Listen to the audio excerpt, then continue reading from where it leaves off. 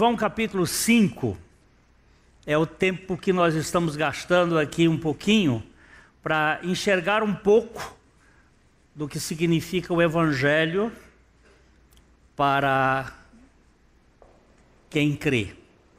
Nós vamos voltar ao versículo 16, vamos ler do 16 ao 30. Eu digo que eu não tenho compromisso com o tempo, mas com o texto. Então, se levar mais tempo aqui abordando o texto, que o Espírito nos abra as janelas, para que nós possamos enxergar a magnitude desse Evangelho. Então vamos ver aqui no verso 16 até o verso 18, que é um pouco do contexto que a gente quer entrar. E os judeus perseguiam Jesus porque fazia estas coisas no sábado. Mas ele lhes disse: meu pai trabalha até agora, e eu trabalho também. Por isso, pois, os judeus ainda mais procuravam matá-lo, porque não somente violava o sábado, mas também dizia que Deus era seu próprio pai, fazendo-se igual a Deus. Você vê o contexto aqui. Jesus curou um homem paralítico, 18 anos, 38 anos, paralítico, num sábado. A revolução que gerou, como é que pode? Se fosse de Deus, não ia fazer um negócio desse, porque o sábado não se trabalha, tem que estar descanso. E Jesus diz que o pai dele, ele é operário padrão, ele trabalha o tempo todo. Ele não vive descansando, ele diz: meu pai trabalha e continua trabalhando. Porque Deus não se cansa nem se fatiga. E eu também trabalho. E aí levantou esta celeuma a respeito: onde está o descanso? É num dia ou é no coração? Onde está o descanso? É quando você cumpre rituais ou quando você é satisfeito no seu interior pela suficiência da graça de Deus? Então o Senhor Jesus começa a fazer uma abordagem do verso 19 em diante a respeito do seu ministério. O que ele veio fazer aqui? Ele não veio fundar uma religião. Eu volto a algumas coisas que já foram ditas aqui. Religião é tudo o que nós fazemos para tentar nos religar a Deus por meio dos nossos méritos. Religião, religação. Eu vou, de alguma maneira, pelas boas obras, pela justiça própria, pelo mérito, por alguma coisa que eu faço, Deus vai dizer assim: olha, você, tudo bem, você, muito prazer em conhecê-lo, você fez tudo certinho e você entra no gozo do meu Senhor. E aí nós vamos mexer um pouquinho nesses assuntos hoje. Essa religião quer fazer isso. O Evangelho mostra algo diferente. Mostra um Deus que desce, um Deus que vem buscar, um Deus que se interessa pela pessoa, que se encarna, que toma a causa do homem, que é o único advogado, desculpa aqui, que pode justificar um réu.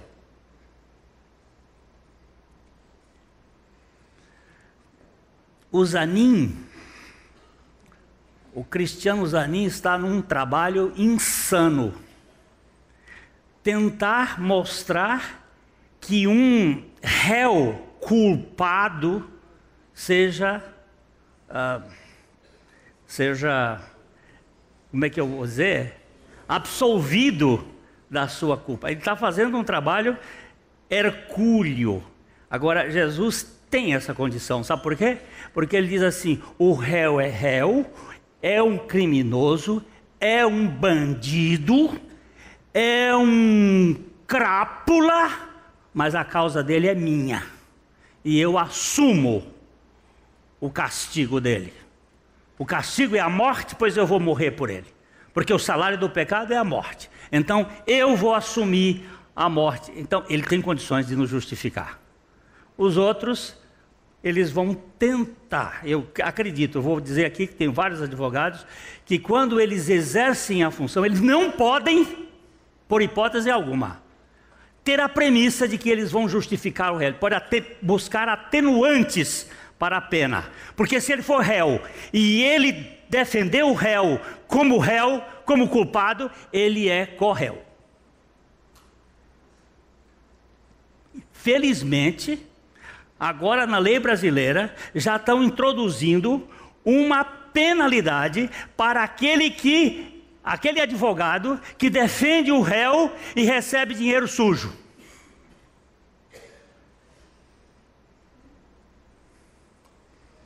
Ou se o dinheiro for comprovado, que é de propina, de dinheiro de Petrobras, aí dele. Ele pode ser julgado como participante. Senhores advogados, abra o olho.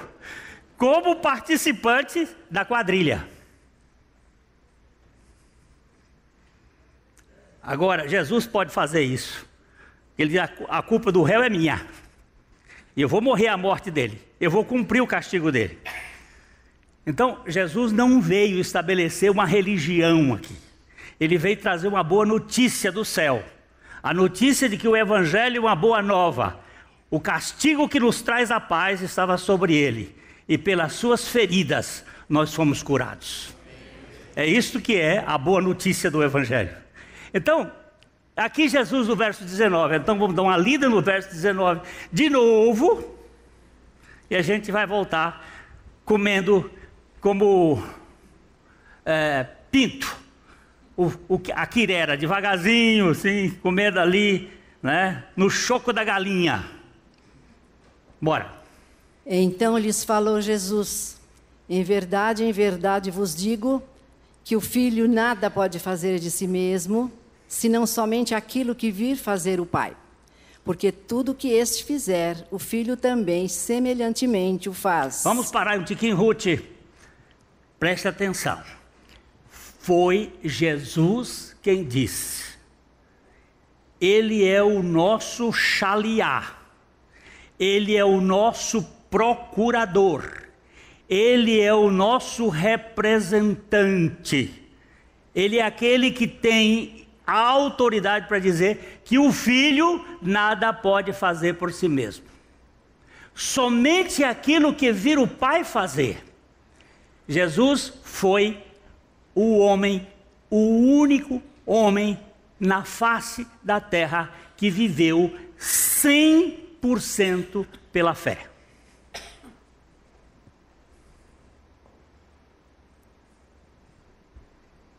Ele viveu inteiramente na dependência do Pai. Nada. O versículo seguinte. Porque o Pai ama o Filho e lhe mostra tudo o que faz, e maiores obras do que estas lhe mostrará, para que vos maravilheis. Domingo passado nós nos detivemos um pouco sobre isso, das obras maravilhosas que o Senhor Jesus Cristo fez e faz, que são obras do Pai. Ele não fez nada por Ele mesmo, Ele fez as obras do Pai. Versículo seguinte. Pois assim como o Pai ressuscita e vivifica os mortos, assim também o Filho vivifica aqueles a quem quer. Vimos isso também. Vimos os 3 tipos de ressuscitações e que cada uma delas representa a humanidade. Aquela moral mas está morta, mas não está fedendo. Aquela moral que está morta, mas já está fria. E aquela imoral que está morta e está fedendo. São os 3 tipos de gente que existe no mundo. O ético, moral, morto. O cara que já está num estado frio, está gelado. E o morto, defunto de 4 dias, fedendo, que é a podridão do pecado. Mas Jesus fez ressuscitações dos 3. Mas isso significa mais da vida espiritual. Seguinte. E o Pai a ninguém julga, mas ao Filho confiou todo o julgamento, a fim de que todos honrem o Filho do modo por que honram o Pai. Quem não honra o Filho, não honra o Pai. Pode terminar. Que o enviou, né? Que o enviou. O Pai e o Filho são um. Ele vai dizer isso algumas vezes no Evangelho de João. Mas ele está dizendo que o Pai não julga, porque deixou o julgamento nas costas do Filho. E o julgamento foi feito lá na cruz. Lá ele realizou o julgamento. Ele fez a condenação e ao mesmo tempo deu a sentença e já deu a libertação. O alvará de soltura. Cumpriu a pena. Satisfez plenamente a justiça de Deus. Versículo seguinte. Em verdade vos digo, quem ouve a minha palavra e crê naquele que me enviou, tem a vida eterna. Não entra em juízo, mas passou da morte para a vida. Em verdade vos digo que vem a hora, e já chegou, em que os mortos ouvirão a voz do Filho de Deus, e os que a ouvirem viverão. Volta um pouquinho para o verso 24. Essa palavra aqui, o que ouve a minha palavra e crê. Houve um missionário numa das tribos da Indonésia que foi traduzir o Evangelho de João para aquela língua. E depois de estudar muito tempo, ele ficou procurando uma palavra que definisse a palavra crer, e ele não encontrava na língua. Então ele ia traduzindo, e onde aparecia a palavra crer, ele deixava uma lacuna, um vácuo. Um dia ele estava lá trabalhando, quando chegou uma estafeta, muito cansado, correndo, e entregou, naquele calor terrível, entregou aquilo que ele tinha, e jogou-se em cima de uma espécie de maca ou rede, e deitou ali e disse duas palavras na língua dele que o missionário nunca tinha ouvido. E ele perguntou para alguém o que ele disse. Aí ele disse que ele chegou ao fim dele mesmo e encontrou descanso. Aí ele disse: achei! O que é crer? É quando você chega ao fim de você mesmo e acha descanso. E ele usou aquela expressão. A fé é o fim de nós mesmos. Não temos para onde correr, mas encontramos descanso porque sabemos onde nos apoiar. Temos a segurança. Então é isto aqui que ele diz: quem ouve a minha palavra e crê, cheguei ao fim de mim mesmo, da minha autoconfiança, e encontrei aquele que me segura com a confiança do alto. Agora eu estou firme. Aí ele diz: em verdade vos digo que vem a hora, e já chegou. Esta hora aqui é ele, Jesus. A hora da redenção chegou. Ele estava na terra. O Salvador estava na terra. Ele veio e já chegou. Em que os mortos... Glênio, um morto. Eu fui educado na Igreja Batista em Corrente, no Piauí. Passei por todos os caminhos da religião. Fui muito bom menino na religião. Acabei indo para o seminário. Fiz um curso de seminário.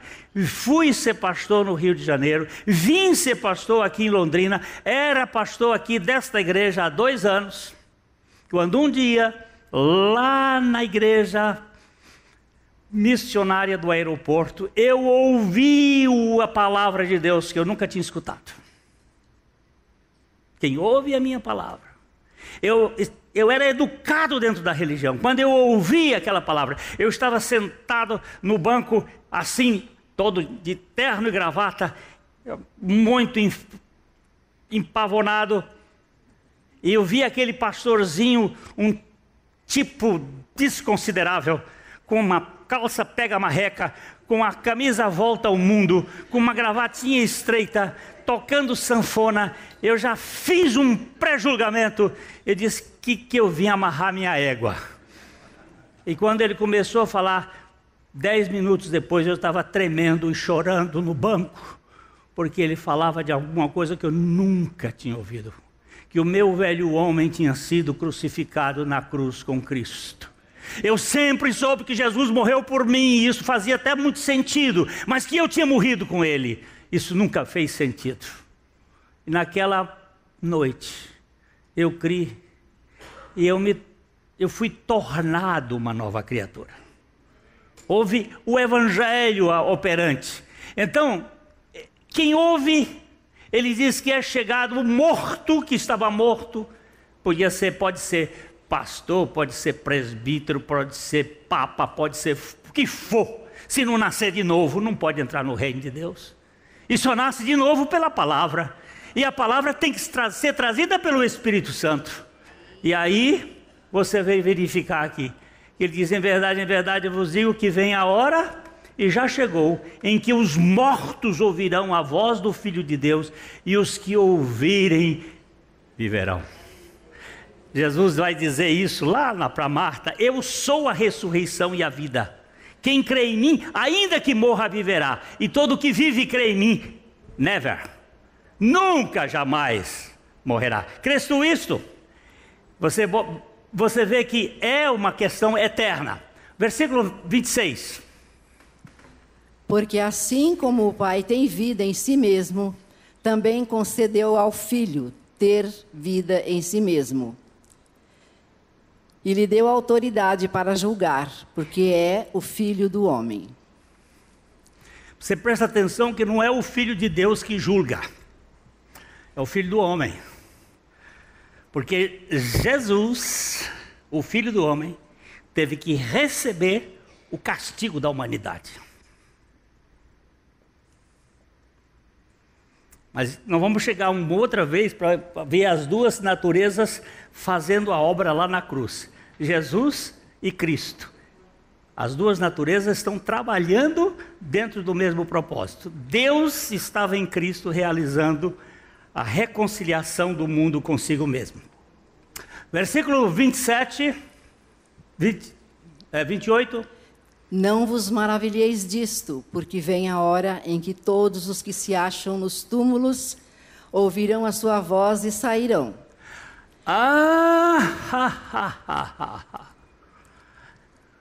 E agora? Não, calma aí, Rutinha. Devagar, você está com pressa. Não vos maravilheis disto. Volta para trás aí, para voltar para frente é difícil. Mas volta um pouco mais. Aqui, vamos parar aqui. Ele diz assim. Onde é que está o vos maravilheis? Aqui, 20. Porque o Pai ama o Filho e lhe mostra tudo o que faz. E maiores obras do que estas mostrará, para que vos maravilheis. Estas obras aqui que nós vimos domingo passado é para ser maravilhadas. Agora volto para lá para o 28. Aí ele diz assim: não vos maravilheis disto. Tem umas coisas que é para ficar maravilhado, outras coisas para não ficar maravilhado. O que é que ele quer que a gente não fique maravilhado? Que tem um tempo de validade. Que vai chegar uma hora que ainda não chegou. Esta hora primeira ali já chegou. Agora ele está falando de uma hora, porque vem a hora e ele não diz que já chegou. E eu disse domingo passado que esse era o único texto, e eu vou pedir perdão público. Não é o único texto, mas é um dos únicos textos que falam de escatologia no livro de João. Esses dois textos aqui. Porque vem a hora em que todos os que se acham nos túmulos ouvirão a sua voz e sairão. Não houve nenhuma ressuscitação no Velho Testamento pela voz. Ou o ressuscitador tocava, ou o cara tocava nos ossos do ressuscitador. Porque teve um caso do profeta Eliseu, que foram enterrar o defunto na cova em que o profeta Eliseu estava enterrado há 300 anos. E quando o corpo do defunto caiu em cima dos ossos do profeta Eliseu, o defunto levantou. Isso só para cumprir uma profecia. Sabe por quê? Elias fez 7 sinais, 7 milagres. E Eliseu, em vidas, fez só 13. Mas ele pediu porção dobrada do Espírito Santo. E para ser porção dobrada, tinha que ter 14 milagres. E o último milagre dele foi feito 300 anos depois que ele morreu. Porque a Bíblia não deixa nenhuma dívida da palavra do Espírito Santo. Todas as palavras têm que ser cumpridas. Mas todas as ressuscitações de Jesus foram pela palavra. Menina, talita cumi. Menina, levanta. Ao filho da viúva, ele ordenou, e a Lázaro ele chamou. E ele diz: todo aquele que ouvir a palavra, haverá um dia que o Senhor vai falar, no troque da trombeta, e todos os defuntos do mundo vão ressuscitar. Agora vamos entrar no versículo que vai dar pano para manga. Os que tiverem feito o bem, para a ressurreição da vida, e os que tiverem praticado o mal, para a ressurreição do juízo. Uau! Agora eu preciso das anotações, senão eu vou me perder. Que será isto, gente? Agora eu vou falar igual Larissa. Gente, e agora, o que vai ser isso agora, crianças?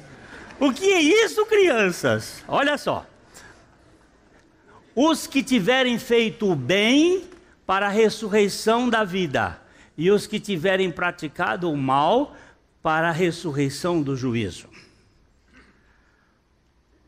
Quer dizer que as pessoas não são salvas pela fé, mas sim pelo que elas fazem?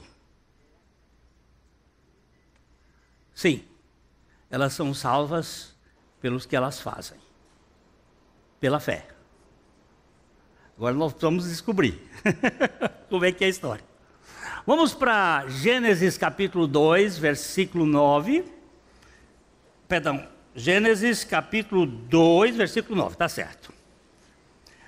Aqui nós temos os conceitos de bem e mal, que precisam de luz, bem e mal. Aqui nesse texto, aqui não, quem é o outro? Já está. Vamos lá, Ruth. Do solo fez o Senhor Deus brotar toda sorte de árvores agradáveis à vista e boas para alimento, e também a árvore da vida no meio do jardim e a árvore do conhecimento do bem e do mal. Eu vou perguntar para vocês têm tempo para mais ou menos 1 hora de pregação? Não estou só brincando, mas vou dar um pouquinho, porque eu preciso explicar aqui. Olha bem, aqui aparece pela primeira vez, chama-se lei da primeira menção. Toda vez que uma palavra aparece pela primeira vez na Bíblia, a gente tem que chamar a atenção, o que ela quer dizer. E ela vai determinar a forma de definição posterior. Nós vamos apertar o dedo no bem aqui. Aperta o dedo aí no bem. Vai aparecer a palavra tov. Vamos lá, vamos ver. Ele vai tentar, o Gilberto ainda. Cadê o Gilberto? Está ali. Você está me devendo esse. Olha lá. A palavra tov. Vamos lá. Sobe. Aleluia. Tov, é um som meio esquisito. Ela está aqui mostrando de onde é bom, agradável, amável. Mas este aqui é mais no sentido de bom, agradável, amável do ponto de vista ético, relacional. uma coisa é boa quando tem comprometimento.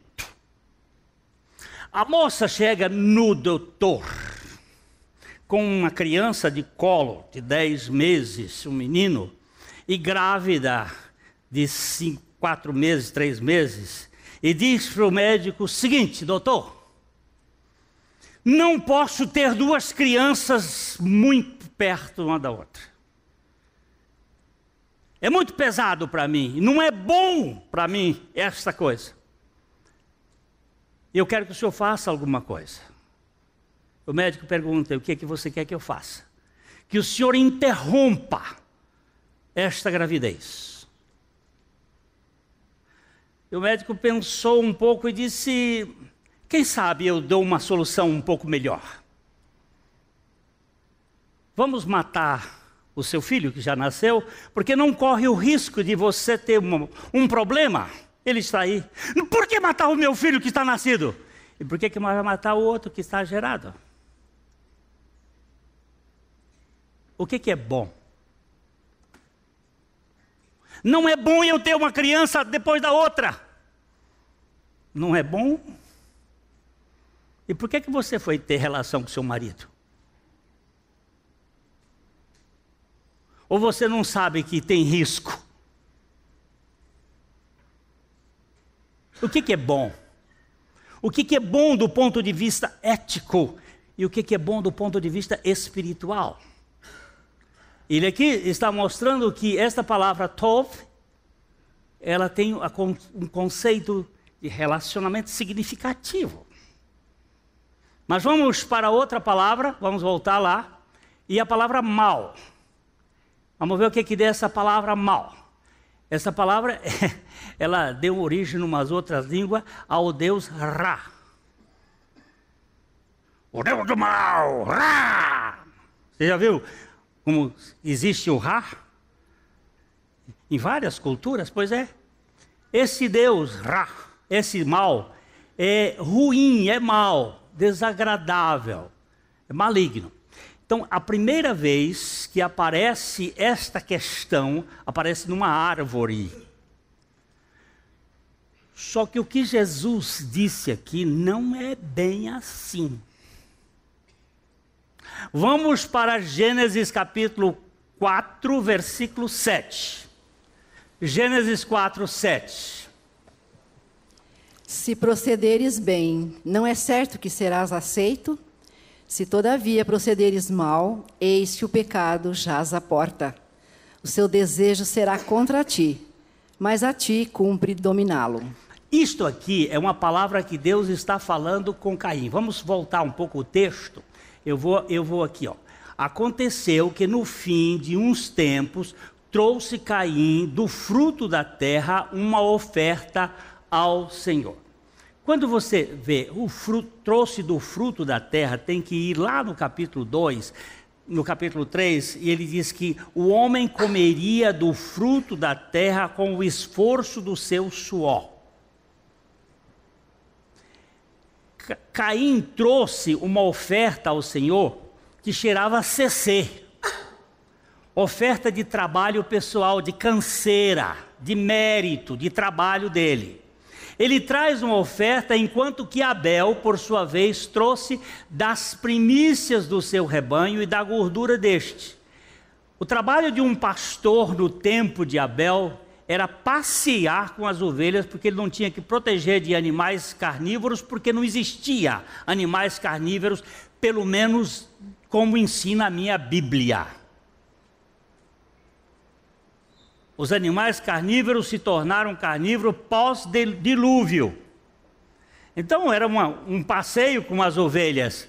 E aqui você vai encontrar, ele traz das primícias do seu rebanho, nada que fosse exposto. E a Bíblia diz: agradou-se o Senhor de Abel e da sua oferta, ao passo que de Caim, da sua oferta, não se agradou. Porque Caim não fez como o Senhor queria que fosse feito. E como é que o Senhor queria que fosse feito? Que trouxesse um sacrifício que apontava para Jesus. Ele trouxe mérito e não apoiou-se no sacrifício. Então, lhe disse o Senhor, aí descaiu o semblante, irou-se Caim, sobremaneira Caim descaiu-lhe o semblante. Então o Senhor lhe disse, né? Por que andas irado e por que descaiu o teu semblante? Se procederes bem, é o mesmo bem de lá? Não. Aqui é outra palavra. Vamos lá. Ó, iato. Vamos lá. Ó, iatab. Mas não é bom? É ser bom, é ser agradável, é estar bem, é agir bem. Mas agir bem aqui não é a mesma coisa de lá, é agir de acordo com o que Deus determina. Não como eu quero. Eu não quero uma criança depois da outra. Não é bom isso? Não vai dar trabalho. Eu estou com uma netinha lá em casa, e a coisa lá em casa agora é dormir e está ficando. Eu estou até contente que a avó está hoje aqui, porque o negócio lá dá trabalho. Imagina 2, um atrás do outro, mas lá em casa nós tivemos 3. O médico disse para minha esposa que ela se engravidava olhando para minhas cuecas. Era um atrás do outro, é igual o macho aqui igual os... Esses aqui são especialistas. É um fora, outro dentro, outro no pensamento.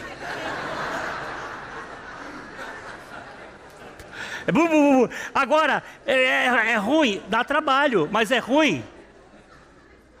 Olha o bem. Este bem aqui, vamos lá. Este iatab não é, e nós vamos verificar que na Bíblia eles aparecem juntos em alguns textos. Então, se procederes bem, não é certo que serás aceito? Se todavia procederes mal, aperta o dedo aqui. Lembra-se, é a mesma palavra, não é mais, não é ra. É lo, no hebraico está um lo, não, yatab. O que é o mal do ponto de vista? É o não bem. E o que é o não bem do ponto de vista de Deus? É a não fé, é o não crer. Não é um contrário ao bem, é a ausência deste bem. Ou seja, é a ausência da fé, do confiar, do crer. Eu vou precisar de um texto para ajudar a entender melhor isto. Em Números, capítulo 10, verso 29 a 32.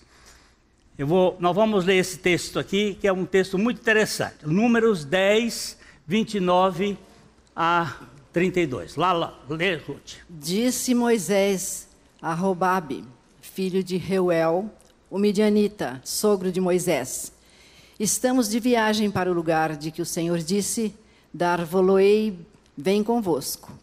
E te faremos bem, porque o Senhor prometeu boas coisas a Israel. Agora presta atenção. Quem é Robabe? Robabe não foi a turma do governo que roubou alguma coisa.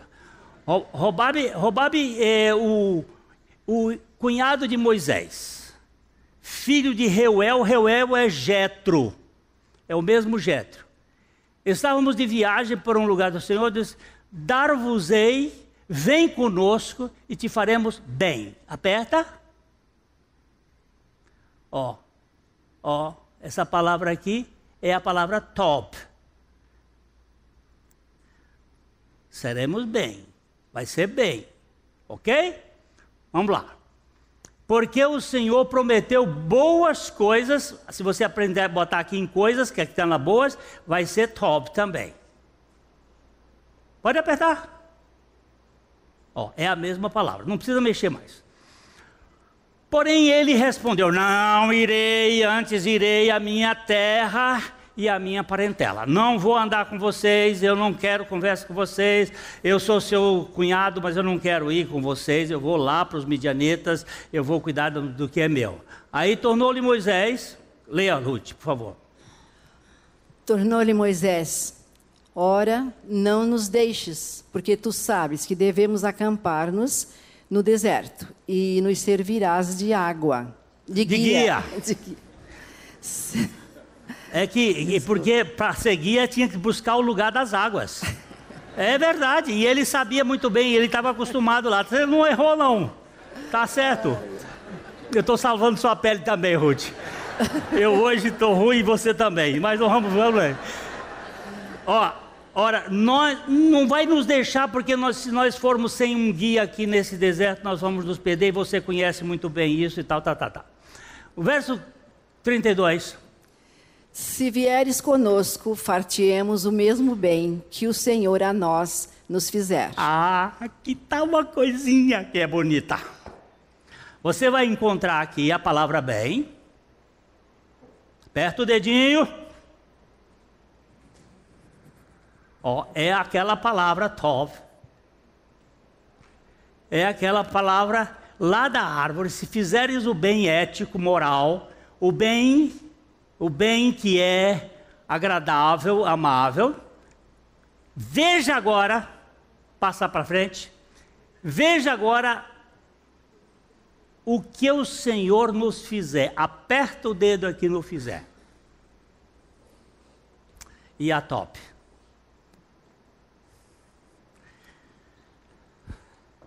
O bem do Senhor é diferente do nosso bem. Porque o bem do Senhor é o bem que Ele realiza por nós. Nós precisamos caminhar um pouquinho mais, que eu tenho pouco tempo para dizer isso. Aqui nesse texto ele está mostrando que eu não vou ser compensado pelo meu bem, mas pelo bem do Senhor. Pelo bem que Ele fizer. Agora vamos para João capítulo 3, lembrar atrasmente. João capítulo 3, versículo 17, 18, 19, 20, 21, 22. Vamos lá. Porque Deus amou o mundo, ele diz, porque Deus... Ruth? Porque Deus enviou o seu Filho ao mundo, não para que julgasse o mundo, mas para que o mundo fosse salvo por ele. Quem nele crê não é julgado. O que não crê já está julgado, porque não crê no nome do unigênito Filho de Deus. O julgamento é este, que a luz veio ao mundo e os homens amaram mais as trevas do que a luz, porque as suas obras eram más. Agora veja o verso 20. Pois todo aquele que pratica o mal aborrece a luz e não se chega para a luz, a fim de não serem arguidas as suas obras. Quem pratica a verdade aproxima-se da luz, a fim de que as suas obras sejam manifestas, porque feitas em Deus. Agora presta atenção aqui. Pois todo aquele que pratica o mal aborrece e não se chega para a luz, a fim de não serem arguídas as suas obras. Quem pratica Por que não é o bem?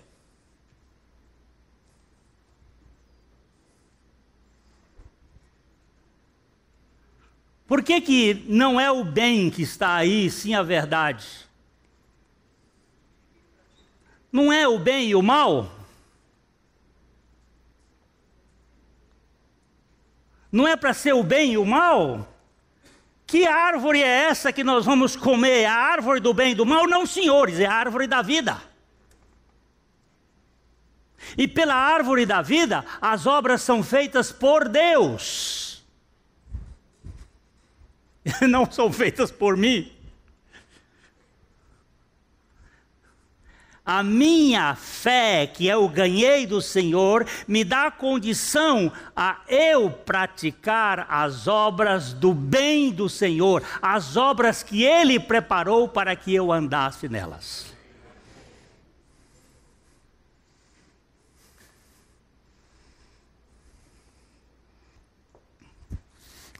Uma médica cristã está fazendo um parto de uma senhora na África. E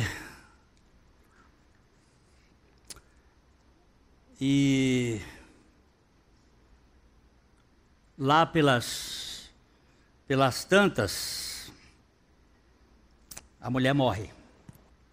Ela consegue tirar a criança. Mas a criança nasce prematura. E ela pede que corram para pegar uma bolsa de água quente. Não tem UTI neonatal. Era uma situação bastante difícil. E ela então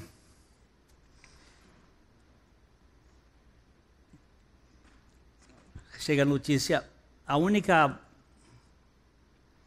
bolsa de água que tinha aqui está furada. Então ela pega toalhas e coloca num lugar e mandou que as enfermeiras deitassem para proteger a criança do frio da noite. Em região desértica havia aquele frio, e ela tenta proteger a criança, e no outro dia ela chega no orfanato onde ela cuidava e contou a história para as meninas. E a Ruth, de 9 anos, fez uma oração e disse: Jesus querido, manda uma bolsa de água quente para proteger a criança. E também ficou uma criancinha de 2 anos, filha daquela senhora, sem mãe. E também manda uma bonequinha para que a menininha se console com a perda da mãe. A médica ficou pensando: meu Deus, aqui eu estou há 4 anos nessa localidade, nunca recebi nada. Essa menina faz uma oração destas. Como que eu vou fazer agora? E terminou ali de fazer o trabalho com as crianças, de ensinar na escola bíblica às crianças, e vai rompendo para sua casa quando percebe que tem um carro, um Jeep Land Rover, deixando uma caixa. Ela tentou andar um pouco mais rápido, mas o Jeep já foi embora e deixou a caixa na porta. Ela chegou lá, era uma caixa grande, uns 15 quilos, e estava interessada ela, e ela então pega e chama as crianças: venham aqui. E a Ruth chegou e disse assim: eita Deus! Ele já mandou a bolsa. Ela ficou assim: puxa vida, essa menina começam a abrir, tem camisa, roupas e coisas aqui, daqui a pouco ela mete a mão e pega um negócio parecendo borracha, e não é que veio uma bolsa de água quente. E diz a Ruth assim: procura que tem uma bonequinha aí dentro. Mas espera, a menina fez a oração de manhã e a caixa foi mandada 4 anos antes.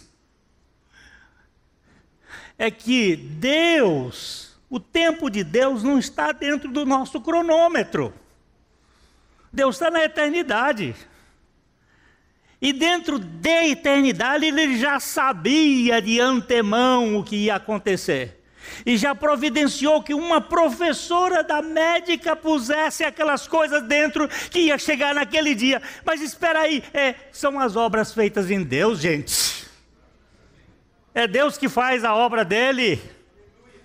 É o Deus da graça, que eu não sei explicar.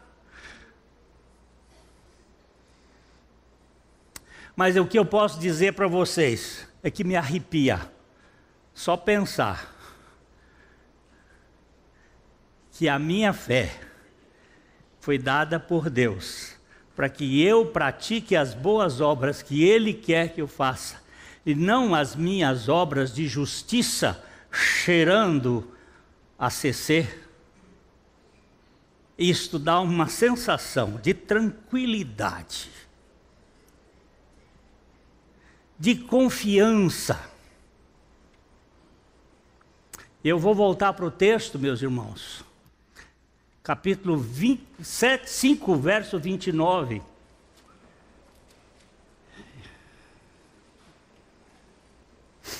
Ele diz: os que tiverem feito o bem, que bem é este? Que bem é este? Olha lá, Romanos capítulo 3, versículos 9 a 12. Eu estou terminando, viu, queridos? Eu sei que a palavra de Deus é melhor que o fantástico. Ruth. Que se conclui? Temos nós qualquer vantagem? Não, de forma nenhuma. Pois já temos demonstrado que todos, tanto judeus como gregos, estão debaixo do pecado. Tem vantagem ser judeu? Tem vantagem ser gentio? Não. Por quê? Porque todos estão debaixo do pecado. Seja religioso, seja não religioso, seja o Papa, seja o Lula, seja o Glênio, seja o Fernandinho Beiramar, nós estamos todos debaixo do pecado.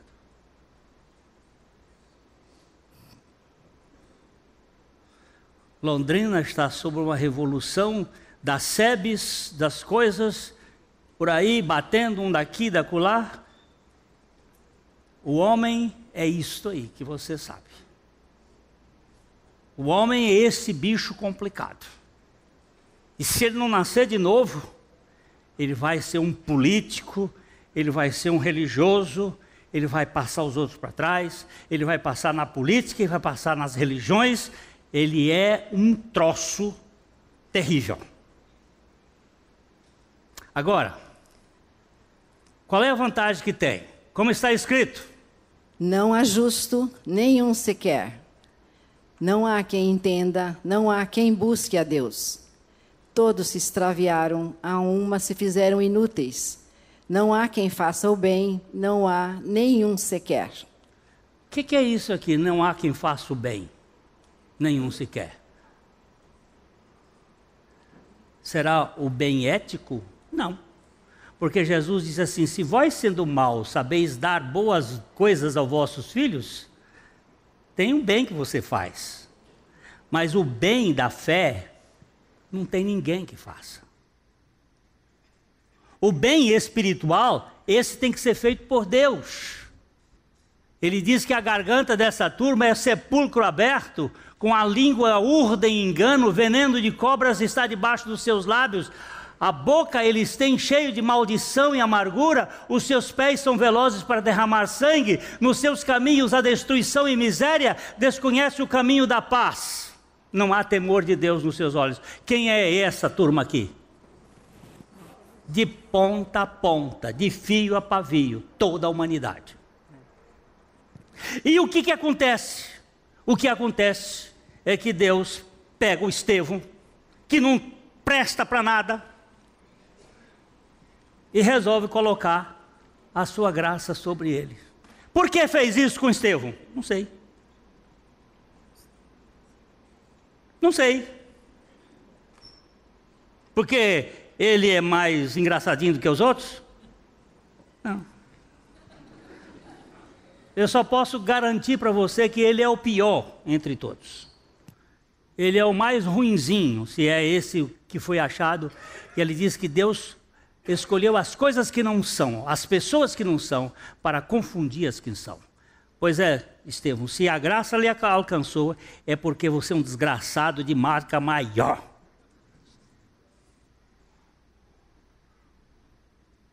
E aqui, meu irmãozinho, é o milagre. A humanidade é assim, não faz o bem, mas de repente, por um ato da soberana graça de Deus, você crê. Aí o que é que você pode dizer assim? Bota a cara no chão e diz assim: meu Deus, eu te adoro porque o Senhor me apanhou nesse lixo.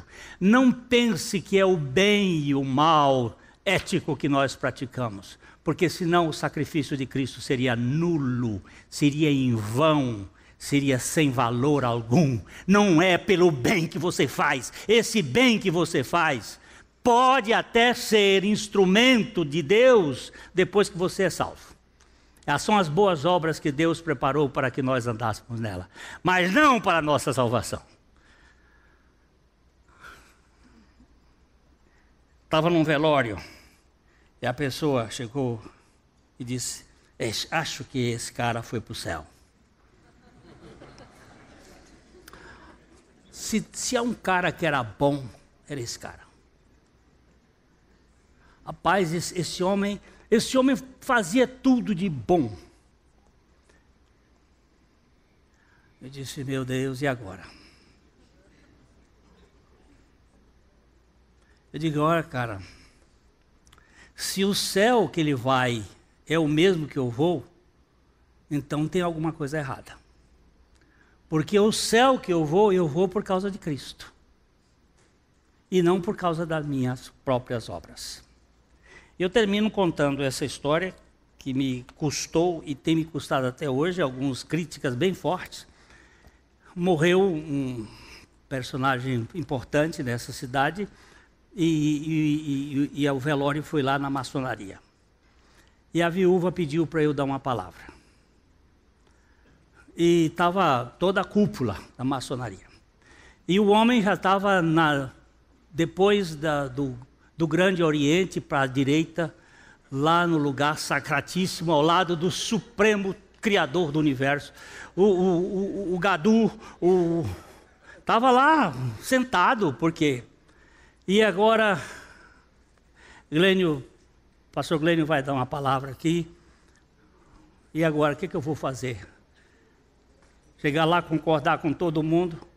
E eu disse: meus queridos, se o doutor chegou lá na casa de Abba, na casa de Deus, foi por causa dos méritos de Jesus Cristo. E somente pelos méritos de Jesus Cristo. Porque pelos seus, lá não entra ninguém. Porque se entrar, vai entrar com méritos conspurcados e envenenados pelo egoísmo humano. E vai virar o inferno no céu. Para que alguém entre no reino de Deus, precisa morrer e ressuscitar com Cristo. Porque de outra maneira, não tem condições de entrar. Ele vai ser um motivo de guerra, como foi aqui na terra. Quando eu disse, o meu vizinho, o médico que morava na frente da casa, virou e disse: você está louco, Glênio? Você falar isso aqui? Eu disse: bem, era o único lugar que eu tinha para falar. Porque não é pelos méritos nossos, é pelos de Cristo. E somente pelos de Cristo. Você crê no Senhor Jesus Cristo como Salvador de sua alma? Jesus não veio para fazer católico, protestante, evangélico, espírita. Ele veio para nos tornar filhos de Deus. E para você ser filho de Deus, você tem que morrer. Mas morrer como? Teve uma moça que chegou aqui nessa igreja um dia com uma carta preparada para suicidar-se. E ela chegou aqui, ouviu essa mensagem: você tem que morrer. Ela disse: a coisa que eu mais quero. A coisa que eu mais quero é morrer, eu não aguento mais viver comigo. Eu digo: você tem que morrer. Mas a morte já foi providenciada na cruz com Cristo. Ela disse: isso eu não sabia. Naquela noite aqui, ela recebeu o Senhor Jesus. Creu no Senhor Jesus. Foi para casa, no outro dia ela me escreveu uma carta. Na quarta-feira ela trouxe as duas cartas, que eu as tenho guardadas.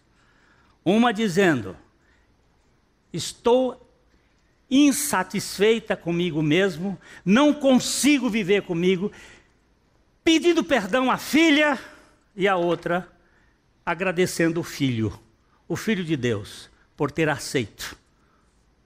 Você não precisa suicidar-se. Lá na cruz você já morreu. Creia. Eu não posso garantir mais nada senão o que a palavra de Deus diz. Que o Senhor tenha misericórdia. E não vá dizer nunca que você vai entrar no reino dos céus por causa das suas obras, mas pelas obras de Cristo Jesus. Estas são as obras eternas. Quem pratica o bem é quem crê. Quem pratica o mal é quem não crê. É incrédulo. Dá descanso, não dá? Porque se a gente pratica um bocado de bem, mas faz um bocado de obras sujas, vai negar tudo o que fez. A Livraria PIB Londrina procura selecionar cuidadosamente seus títulos e autores a fim de oferecer um conteúdo alinhado com o Evangelho de Jesus Cristo. Bíblias, livros de teologia, devocionais, literatura infantil, biografias, comentários bíblicos e muito mais. Dispomos também de um acervo de CDs e DVDs das mais de 5.000 mensagens ministradas na Primeira Igreja Batista em Londrina. Visite a Livraria PIB Londrina e conheça ainda mais. Livraria PIB Londrina, de segunda a sexta, das 13h30 às 18 horas. Endereço na Avenida Paraná, 76A, próximo ao Calçadão, bem no centro de Londrina. Ligue para 3372-8921 ou acesse o site www.livrariapiblondrina.com.br.